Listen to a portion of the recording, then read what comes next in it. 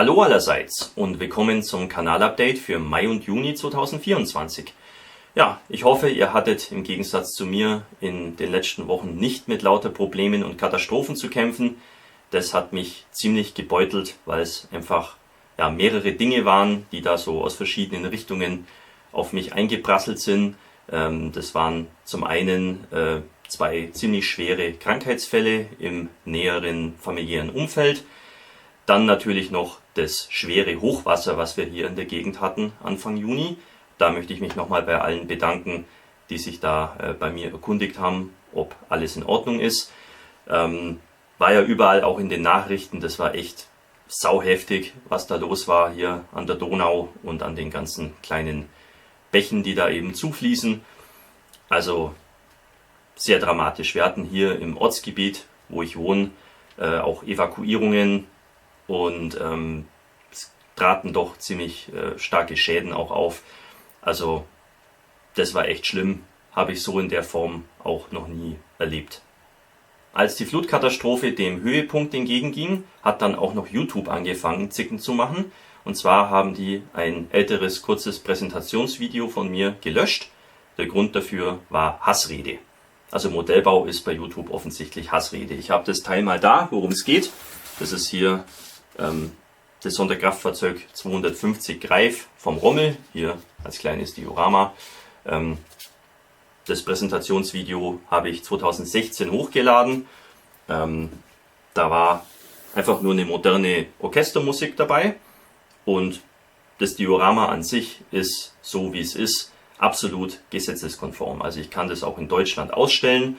Da ist nichts zu sehen, was irgendwie anstößig wäre, keine Gewalt, keine politischen Symbole, die irgendwie verboten wären. Also das Teil ist absolut astrein und in Ordnung.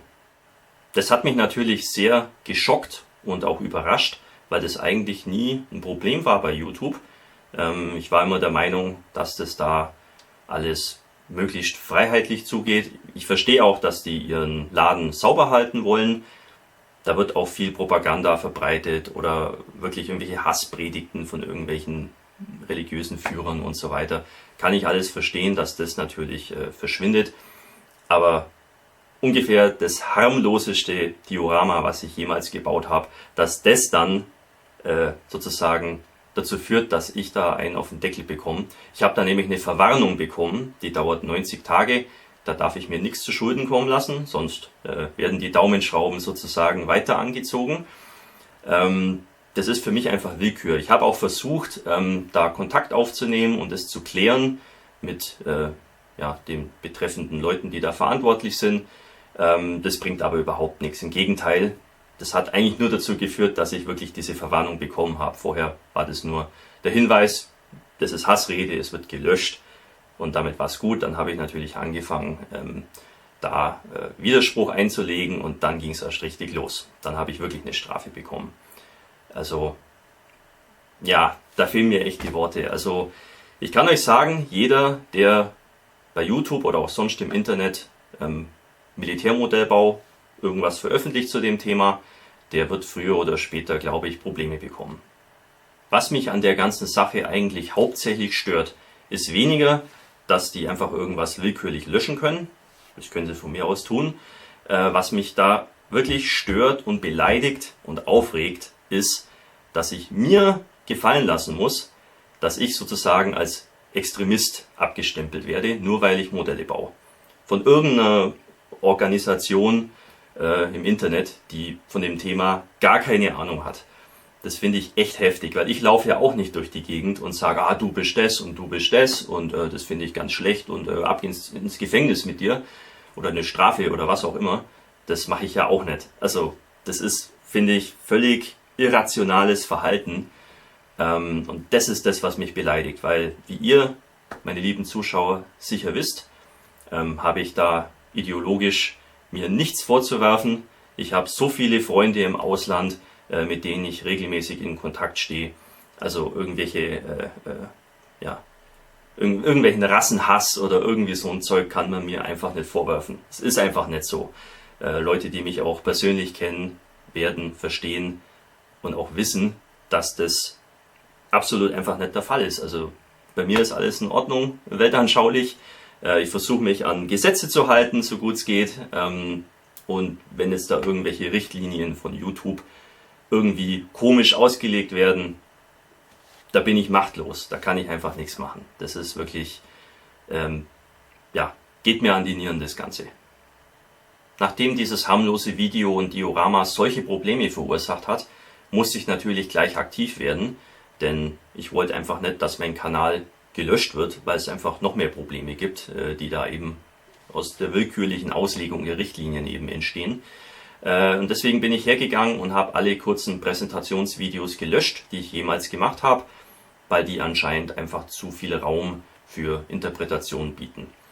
Und deswegen sind die verschwunden, die werdet ihr auf meinem Kanal nicht mehr finden, denn ja, ich wollte einfach mein Werk, meinen Kanal einfach schützen dadurch. In der Konsequenz werde ich meine Aktivitäten auf YouTube etwas reduzieren. Das ist auch einfach naheliegend, wenn man so gegen das Schienbein getreten bekommt, muss man da auch so ehrlich sein und sagen, ja, da mache ich halt nicht mehr so viel. Da fehlt mir auch ehrlich gesagt ein bisschen die Lust dazu. Stattdessen möchte ich mehr auf meiner Patreon-Seite zeigen. Das scheint mir der bessere Weg zu sein, weil ich da eben Sachen zeigen kann, wie zum Beispiel diese Präsentationsvideos, die eben bei YouTube jetzt neuerdings eben Probleme verursachen. Und ich will auch ein bisschen Spaß haben und meine Sachen herzeigen. Und wenn das halt bei YouTube als auf dieser Plattform nicht mehr so geht in dieser Form, muss ich mir notgedrungen Alternativen suchen. Und ich habe ja zum Glück schon seit vielen Jahren meine Patreon-Seite und da gibt's immer viel zu sehen. Und da möchte ich mich in Zukunft etwas mehr drauf konzentrieren. Und bei YouTube wird es natürlich auch noch viel zu sehen geben. Also ich stelle das Ganze nicht ein, aber es wird einfach ein bisschen weniger. Zuallererst möchte ich aufhören, jede Woche was zu zeigen. Das wird nicht mehr der Fall sein, sondern ich werde einfach Videos hochladen und veröffentlichen, wenn es eben gerade so reinfällt und reinpasst. Also das kann mal jede Woche sein, es können aber auch mal Lücken oder Pausen entstehen. Also bleibt meinem Kanal treu, hier wird es immer noch was zu sehen geben. Und diese Präsentationsvideos, die verlege ich auf Patreon, da werden die zu sehen sein. Neben anderen Beiträgen, wie zum Beispiel dem aktuellen Baufortschritten von diversen Projekten. Und auf YouTube möchte ich nach wie vor Bausatzbesprechungen veröffentlichen, dann auch Videos von Ausstellungen natürlich, und dann noch andere Sachen, die ganz interessant sein könnten, wie zum Beispiel Museen oder irgendwelche Orte, die ganz schön sind. Ja, und natürlich auch die Kanalupdates. Da hatte ich ja ursprünglich angekündigt schon, dass ich die nur noch alle 3 Monate produzieren möchte. Ja, habe ich aber von vielen Leuten auch gesagt bekommen, dass das sehr schade wäre und dass gerade die Kanalupdates eigentlich das Interessante und Schöne sind. Und da habe ich mich überzeugen lassen und ich werde den 2-monatigen Rhythmus beibehalten. Das ist einfach sinnvoll und es scheint auch der Wunsch von euch zu sein und dementsprechend wird es so also weiterlaufen. Alle 2 Monate ein Kanalupdate und dazwischen eben Videos, wie sie fallen. Nicht mehr jede Woche, aber wie sie eben fallen. Und ich denke, das ist ein guter Kompromiss. Und wer mehr sehen will und näher am Ball bleiben will, der kann ja auf Patreon beitreten. Nachdem der Begriff Patreon schon ein paar Mal gefallen ist, möchte ich euch das Ganze noch näher erklären, damit ihr da auch Bescheid wisst. Meine Patreon-Seite ist sozusagen eine Art Modellbaublog, wo ich alles zeige, was ich eben so treibe in diesem Hobby. Das Ganze geschieht in Form von Videos, die ich da eben schon vorab zur Ansicht bereitstelle und auch in Form von Fotos und Text. Das ist meistens sozusagen der aktuelle Baufortschritt von meinen Projekten, die ich da eben so zeige, in so einzelnen Posts oder Artikeln. Ja, und ich denke, das kommt ganz gut an und jeder, der da Interesse hat und ein bisschen näher am Ball bleiben will, kann da gerne beitreten. Würde ich mich sehr freuen. Da gibt es mehrere Möglichkeiten. Ihr könnt entweder gratis beitreten, da bekommt ihr allerdings nicht ganz so viel zu sehen, oder ihr könnt einen monatlichen Beitrag leisten eurer Wahl. Das überlasse ich euch. Das macht auch keinen Unterschied. Wer etwas bezahlt, egal ob es 1 Euro, 2 Euro, 5 Euro, 10 Euro oder noch mehr ist, Ihr bekommt immer dasselbe zu sehen, da mache ich keinen Unterschied, weil ich finde, das ist auch ganz fair. Der eine findet, dass es 1 Euro wert ist, der andere sagt, es ist mir 5 Euro wert. Da mache ich keinen Unterschied, das überlasse ich euch, was euch eben meine Arbeit wert ist.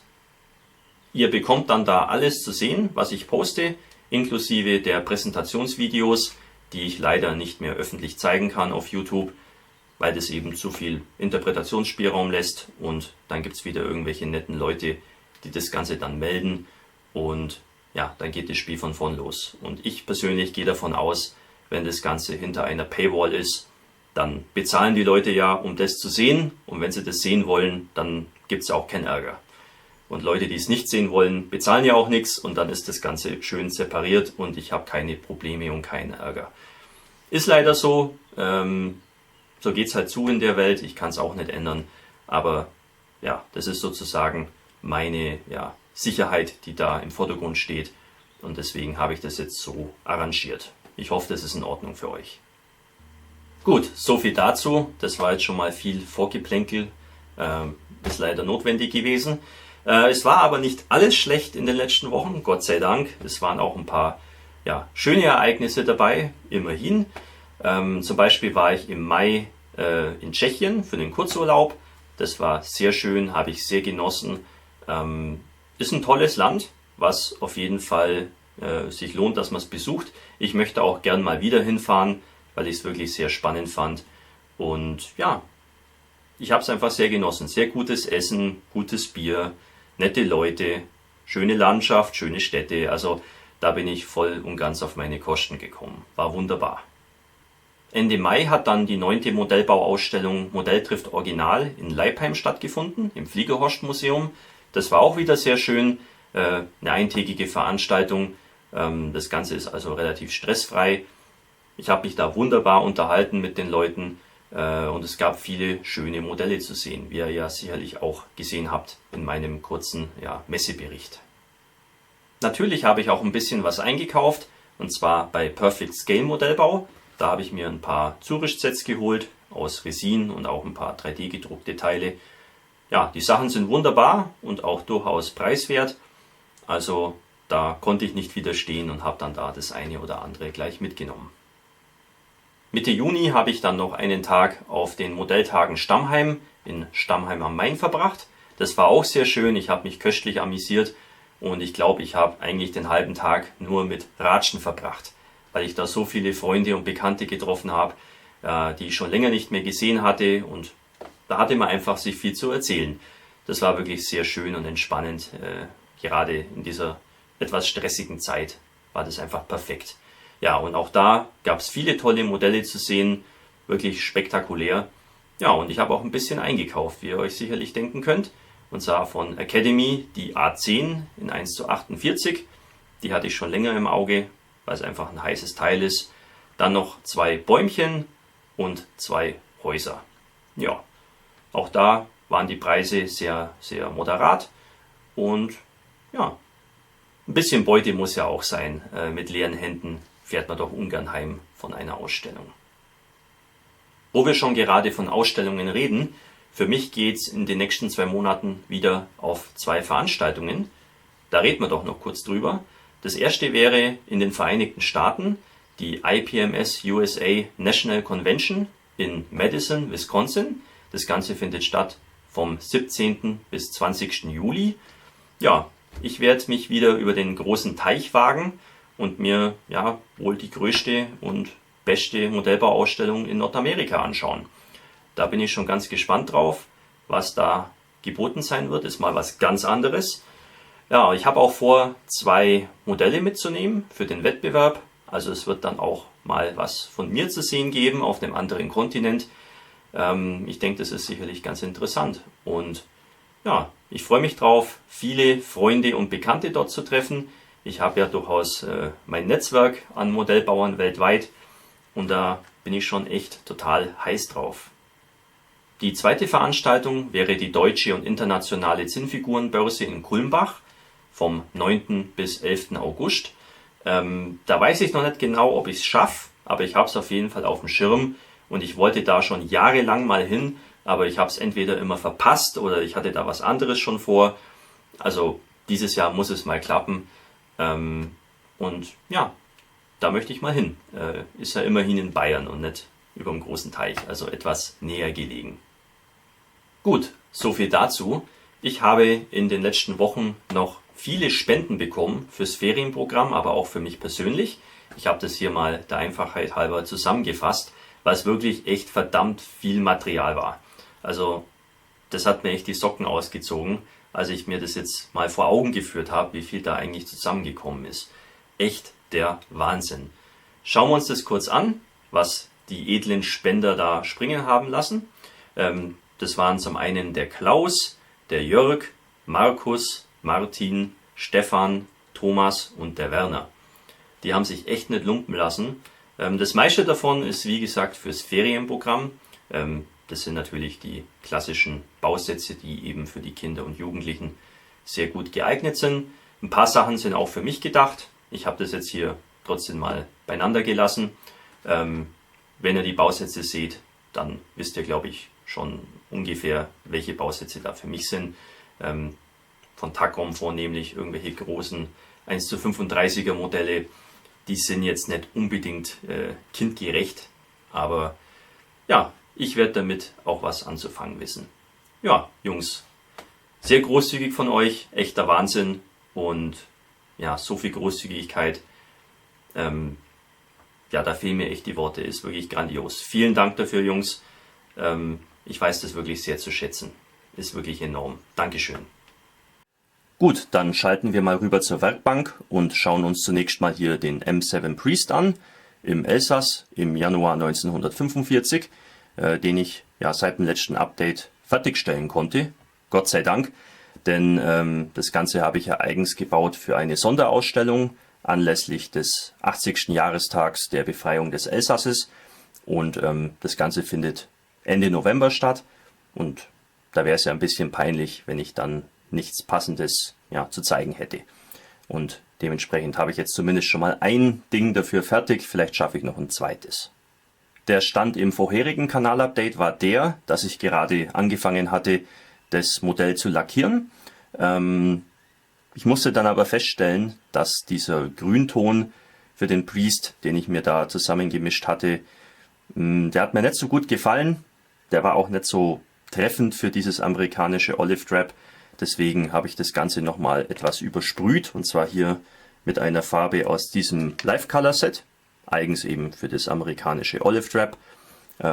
Diese Farben sind so leicht transparent, konnte man also sehr gut da übernebeln und das Ganze hat dann den Lack entsprechend getüncht, dass es eben wesentlich überzeugender aussah. Anschließend ging es weiter mit der Detailbemalung. Die war bei diesem Modell erstaunlich aufwendig. Zum einen die Bemalung der Ketten, da hat man natürlich metallene Bestandteile, aber auch diese Gummipolster. Das wollte natürlich alles einzeln bemalt werden, aber auch der Innenraum und die Zuladung, da war mehr zu tun, als ich eigentlich erwartet hatte. Aber mit ein bisschen Geduld bekommt man das auch ganz gut hin. Die Abziehbilder stammen direkt aus dem Dragon-Bausatz und die haben auch ganz gut funktioniert. Ich habe dann nur die Einheitenkennung eben entsprechend selber zusammenstellen müssen. Das war natürlich da nicht vorgesehen in diesem Bausatz. Die geben einem aber lauter einzelne Zahlen und Symbole, von dem her ist das kein Problem. Ich habe mich hier dann für ein Fahrzeug der 12. Panzerdivision entschieden. Diese Einheit war eben im Elsass, ein Stück nördlich von Straßburg, im Einsatz. Ja, und das hat eben ganz gut gepasst. Nach einer Schicht Seitenmatten Klarlack ging es dann weiter mit der Alterung. Da habe ich zunächst mal wie immer ein dunkles Ölfarbenwash aufgetragen. Das hat dann die Details sehr schön betont. Danach habe ich dann das Modell noch etwas trocken gemalt mit Matt 91 Eisen und noch ein paar Lackschäden und Kratzer aufgemalt, wobei ich da mich ein bisschen zurückgehalten habe, weil die 12. Panzerdivision zu diesem Zeitpunkt noch relativ frisch war an der Front und dementsprechend diese Fahrzeuge dann vielleicht nicht so extrem abgenützt waren, wie das vielleicht andere Fahrzeuge waren, die schon ja seit der Landung in der Normandie eigentlich im Einsatz waren. Zum Schluss habe ich dann noch einige Staub- und Schlammeffekte aufgetragen. Dazu habe ich wieder meine Erde aus dem Garten verwendet, vermischt mit Wasser und Holzleim, und diese Paste habe ich dann eben aufgetragen. Im unteren Bereich des Modells rund ums Fahrwerk habe ich das Ganze dann noch mit braunen Ölfarben ein bisschen getönt, damit es eben ein bisschen dunkler und matschiger aussieht. Danach habe ich dann mit dem Sockel weitergemacht. Das Ganze war ja schon schwarz grundiert. Ich habe mir das dann aber noch ein bisschen länger angeschaut und irgendwie hat mir das Dach nicht gefallen. Dieser Dachüberhang, das war einfach viel zu wenig. Dementsprechend wollte ich das dann noch ändern. Dazu habe ich dann einfach die Dachrinne entfernt und dann aus Holzleisten und eben noch zusätzlichen Dachplatten von Gero Design eben diesen Dachüberhang da noch rangezimmert. Ging besser als gedacht. Danach habe ich das einfach nochmal alles schwarz grundiert und dann konnte es wirklich mit der Lackierung losgehen. Da habe ich zunächst mal mit der Airbrush grob vorgearbeitet. Soll heißen, ich habe das Gebäude erstmal braun besprüht und dann eben die Bereiche, wo die Ziegelwände zu sehen sind, die habe ich dann eben mit rotbraun besprüht und noch ein paar andere Details mit der Airbrush schon mal so ein bisschen vorgezeichnet, sage ich mal. Und danach habe ich die Details eigentlich nicht wirklich bemalt, sondern ich habe eigentlich mehr mit Washes und Lasuren gearbeitet. Also ich habe die Acrylfarben immer sehr stark verdünnt und damit eben die entsprechenden Bereiche oder Bauteile eben getüncht sozusagen. Also ich habe da jetzt nicht wirklich, wie man das sonst vielleicht gewohnt wäre, einfach eine deckende Schicht aufgetragen, sondern ich habe einfach so nach und nach diese Wände des Gebäudes und auch die Mauer vorne eben mit Acrylfarben, mit verdünnten Acrylfarben eben getüncht. Das Ganze war zwar relativ aufwendig, hat aber, wie ich finde, zu einem sehr schönen Ergebnis geführt. Diese Farbvariationen sind einfach sehr realistisch. Ganz ähnlich bin ich auch beim Dachstuhl vorgegangen, also bei den Dachbalken, Dachplatten und auch bei den Trümmern im Inneren. Das hat wirklich ziemlich gut funktioniert und war tatsächlich, wenn ich jetzt so drüber nachdenke, auch nicht ganz so aufwendig, wie ich das sonst gemacht hätte, wenn ich jetzt wirklich alles einzeln bemalt hätte mit deckender Farbe. Da wäre ich, glaube ich, immer noch mit beschäftigt. Diese Washes und Lasuren sind vielleicht ein bisschen eine Abkürzung, braucht auch seine Zeit, aber ich finde, das hat hier gut funktioniert und war ziemlich effektiv, zumal ich ja eben mit der Airbrush schon ein bisschen grob vorgearbeitet hatte. Dagegen habe ich den Wandputz und auch die anderen Details, wie die Zaunlatten zum Beispiel oder den Strommast, wieder mit ganz normalen deckenden Farben bemalt. Ja, und so nahm dann der Sockel nach und nach Farbe an. Um die Details noch etwas mehr zu betonen, habe ich auch wieder verdünnte Ölfarbe verwendet. Das hatte auch den schönen Nebeneffekt, dass ich damit auch noch ziemlich großflächige Schlieren erzeugen konnte an der Hauswand. Das sieht ziemlich überzeugend aus, finde ich. Und ja, das war sozusagen Akzentuierung von Details und Alterung in einem. Bei der Bodentextur hatten wir ja schon ziemlich gut vorgearbeitet. Ich wollte das Ganze jetzt noch sozusagen vollenden. Dazu habe ich wieder etwas Erde aus dem Garten verwendet, vermischt mit Holzleim und Wasser. Und diese relativ dünnflüssige Paste habe ich dann eben auf dem Boden des Sockels verteilt. Und in diese feuchte Oberfläche habe ich dann noch diverse Grasfasern eingearbeitet. Die sind von AK Interactive und auch noch anderes Material aufgestreut. Im selben Arbeitsschritt habe ich den Priest auf dem Sockel festgeklebt und auch die anderen Details hinzugefügt, wie zum Beispiel die Geschosshülsen oder den deutschen Soldatenhelm. Nach der Trocknung sah der Boden natürlich ein bisschen zu trocken aus. Das ist einfach das Finish, was da einfach immer rauskommt. Das kann man aber später noch ganz leicht ändern. Normalerweise hätte ich das jetzt mit verdünnter Ölfarbe noch ein bisschen abgetönt, ähnlich wie ich das auch beim Fahrzeug gemacht habe.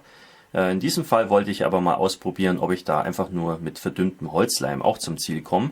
Und das hat sehr gut funktioniert. Ich habe einfach den Holzleim in eine Schüssel gegeben, mit ein bisschen Wasser verdünnt und habe dann einfach das Zeug großflächig aufgepinselt und damit eben den Boden getränkt. Und wenn das dann trocknet, dann wird das Ganze ein bisschen dunkler und behält auch so einen leichten Glanz. Und dann sieht es sehr überzeugend aus als Schlamm.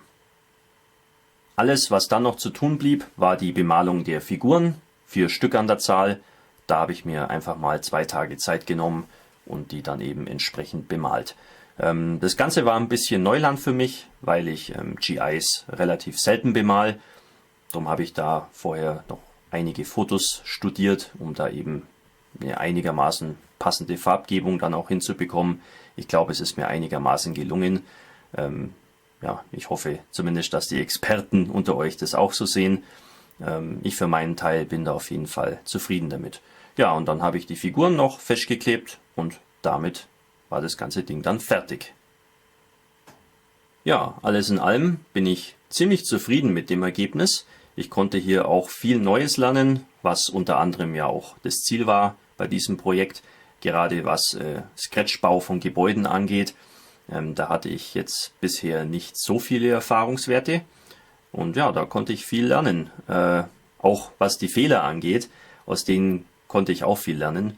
Also wenn ich das nochmal machen würde, würde ich es auf jeden Fall ja, in manchen Dingen anders angehen. Aber das kann man erst wissen, wenn man es mal gemacht hat. Ich freue mich schon riesig drauf, diese Szene dann Ende November im Elsass am Jahrestag der Befreiung sozusagen ausstellen zu dürfen. Das ist eine super spannende Sache, da freue ich mich schon total drauf. Und ja, ich hoffe, dass das Teil dann auch gut ankommt bei den Besuchern und bei den anderen Modellbauern. Apropos gut ankommen, da habe ich noch eine Anekdote für euch, die möchte ich euch auf keinen Fall vorenthalten. Und zwar wurde ich in den letzten Wochen von gleich mehreren Leuten angeschrieben, die mein Diorama bei eBay gesehen haben. Das hat mich dann doch ein bisschen verblüfft, aber ich habe den Link dazu geschickt bekommen. Und da hat offensichtlich ein anderer Modellbauer sich schwer inspirieren lassen von meiner Dioramenidee. Ja, wie man sehen kann, ist da eingestellt für 270 €. Stolzer Preis, aber wenn er das bekommt, ist das ja auch vollkommen okay. Jetzt denkt ihr vielleicht, dass ich da ein bisschen pissig bin. Ist tatsächlich nicht der Fall. Also ich finde das erstens mal ziemlich interessant und zweitens ist es ja eigentlich auch der Sinn der Sache. Also ich bin ja hier, um zu zeigen, was ich mache und euch auch ein bisschen zu inspirieren, hoffe ich. Und das war hier offensichtlich der Fall. Also da bin ich eigentlich gar nicht böse, ganz im Gegenteil. Das ehrt mich ja eigentlich, wenn jemand das so gut findet, dass er sagt, jawohl, das möchte ich auch bauen. Also von dem her finde ich das ganz okay. Man muss sich ja auch vor Augen halten, dass große Künstler wie Rembrandt oder Dürer zumeist erst nach ihrem Tod kopiert wurden. Ich schaffte schon zu Lebzeiten. Also von dem her ja, habe ich da nichts dran auszusetzen. Ich war auch schon kurz versucht, das dem abzukaufen, damit ich dann beide habe sozusagen. Das wäre vielleicht auch ganz witzig gewesen. Aber 270 € waren mir dann doch ein bisschen zu viel. Ja, aber ja, wie gesagt, also ich finde es nicht schlimm und im Grunde genommen ehrt es mich und ein Stück weit amüsiert es mich ja auch. Also von dem her ist das vollkommen okay. Aber ist eine nette Story, die ich an dieser Stelle euch noch erzählen wollte.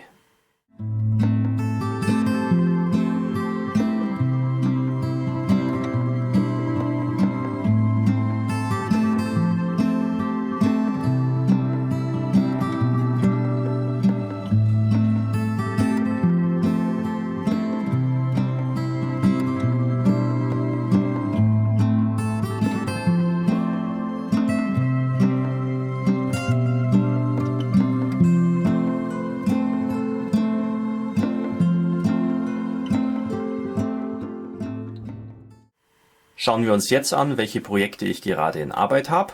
Hier das K5E Eisenbahngeschütz. Da kann ich wieder keine Fortschritte vermelden. Es war einfach viel los in den letzten Wochen und ich habe auch besonders viel Zeit eben für den Priest aufgewendet. Da blieb jetzt nicht so viel Energie und Zeit über, um mich dann da noch reinzufuchsen.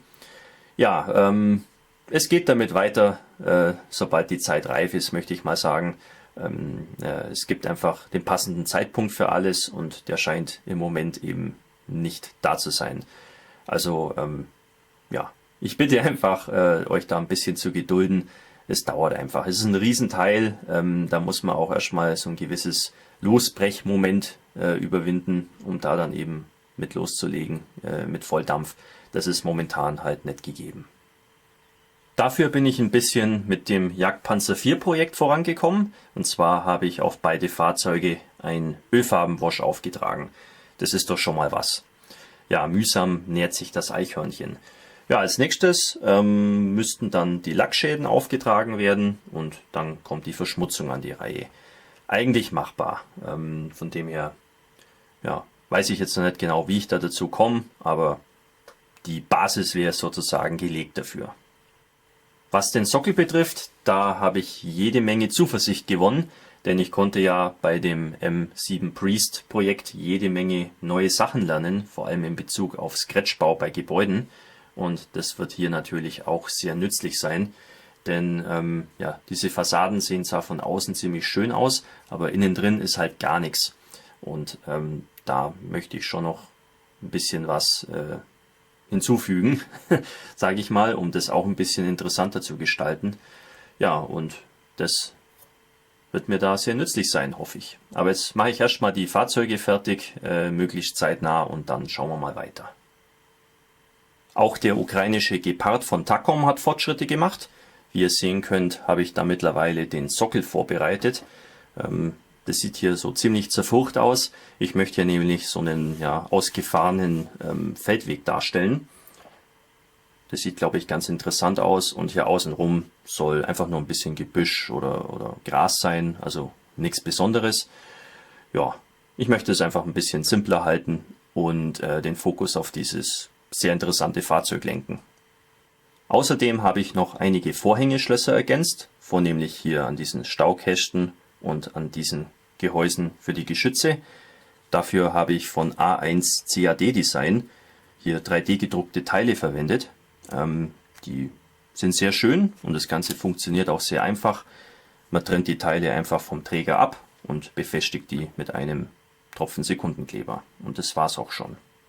Damit wäre soweit eigentlich alles bereit für die Lackierung.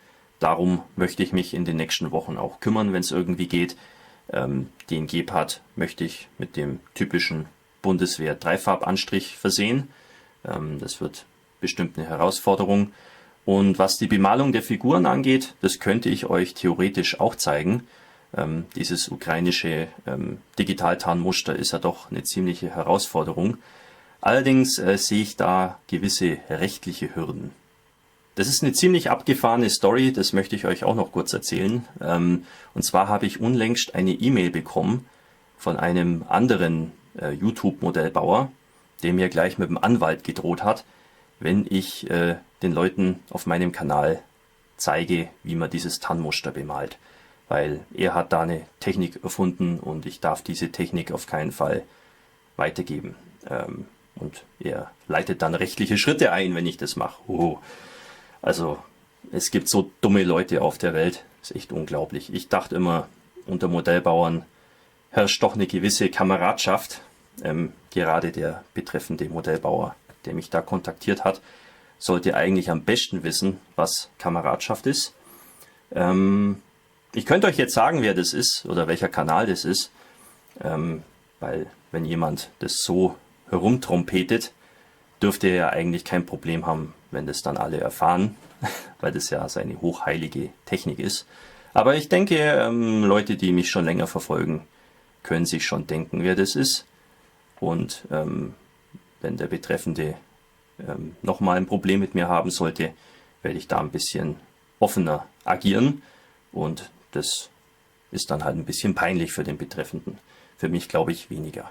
Also ja, meines Erachtens nach kann man sowas irgendwie nicht schützen lassen, rechtlich, urheberrechtlich. Wir hatten ja vorhin schon drüber gesprochen, über mein Priest-Diorama, dass das auch jemand sehr gut, in Anführungszeichen, kopiert hat. Ich habe da kein Problem damit, aber es gibt Menschen, die da sehr wohl ein Problem damit haben. Ja, sehr eigenartig, wollte ich an dieser Stelle auch mal erzählt haben. Und dann habe ich noch mit einem neuen Projekt begonnen, und zwar mit einem Panzerkampfwagen 2 Ausführung C des Afrika-Korps von Dragon im Maßstab 1:35. Ja, da möchte ich an dieser Stelle noch nicht zu viel verraten, denn ich habe vor, über dieses Projekt wieder einen kleinen Baubericht zu machen, ähnlich wie ich das ja schon im Frühjahr gemacht habe über den Ferret von Airfix. Ich glaube, das wird euch gefallen zu hören. Nur eine Sache schon vorneweg. Ich möchte euch warnen, dieser Bausatz ist wirklich sehr, sehr dürftig. Die Bauanleitung ist praktisch völlig unbrauchbar. Da sind so viele Fehler drin und die Hälfte fehlt sowieso, dass man da eigentlich kaum zum Ziel kommen dürfte. Und das zweite sind die Ketten. Der Bausatz hat zwar sehr schöne Magic Tracks, die aber partout nicht auf das Triebrad passen. Das ist von der Teilung ist das falsch. Ja, deswegen habe ich hier 3D gedruckte Ketten von T-Rex drauf. Ja, also wie gesagt, sehr dürftig. Man muss auch wissen, was man tut. Man muss sich ein bisschen auskennen. Das ist definitiv kein Bausatz für Anfänger oder Leute, die mit der Materie nicht so viel Berührung haben. Deswegen wird es, glaube ich, ein ziemlich interessanter Baubericht, wo vielleicht auch ein bisschen geschimpft werden muss an einigen Stellen. Aber so ist es eben. Gut, dann schauen wir uns jetzt noch an, welche Bausätze sonst noch ihren Weg in mein Lager gefunden haben seit dem letzten Update.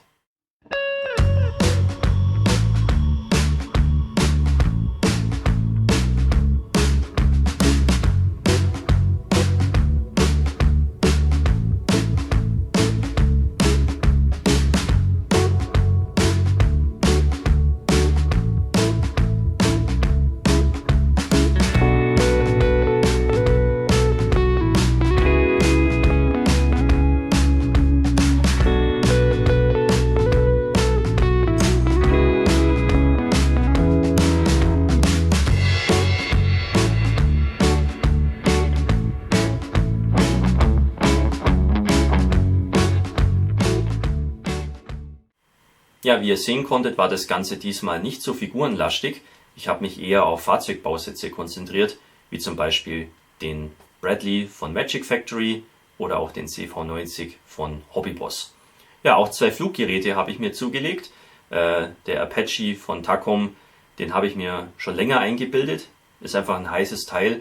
Und die Stuka 1:32 von Trumpeter, die musste auch sein. Die wurde nämlich bei einem deutschen Online-Händler wirklich radikal verschleudert für unter 30 Euro. Und für den Preis nehme ich die natürlich mit, zumal die Stuka mir immer schon sehr gut gefallen hat. Ob ich die jetzt deswegen gleich bauen werde, weiß ich nicht, aber ich hätte eine da für alle Fälle. Auf welche Inhalte könnt ihr euch so freuen in den nächsten Wochen?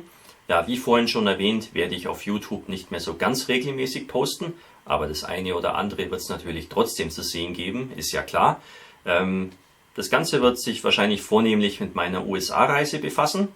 Natürlich zuallererst ein kleiner Messebericht zu den IPMS Nationals, aber ich bin mir sicher, ich werde auch noch andere interessante Orte besuchen, wo es dann ein Video geben wird. Ja, dann vielleicht noch die eine oder andere Bausatzbesprechung. Und wenn ich es nach Kulmbach schaffe, vielleicht mache ich da auch noch ein kurzes Video drüber. Kann ich aber noch nicht versprechen. Das ist terminlich ein bisschen ungünstig, aber vielleicht schaffe ich es ja dahin. Und dann gibt es vielleicht auch was zu sehen. Ja, und diejenigen von euch, die noch etwas näher am Ball bleiben wollen, die sollten auf jeden Fall sich überlegen, mir auf Patreon zu folgen. Der Link ist in der Videobeschreibung. Dort gibt es, wie vorhin schon gesagt, alles zu sehen. Wie zum Beispiel die Präsentationsvideos oder auch die Buchbesprechungen, auch die werden zu Patreon verlagert. Ja, und auch sonst, was ich eben so treibe, da könnt ihr ein bisschen näher am Ball bleiben und eben sehen, was gerade so geboten ist, woran ich gerade arbeite. Ja, die aktuellen Fortschritte sozusagen. Ja, gut, das wäre es auch schon.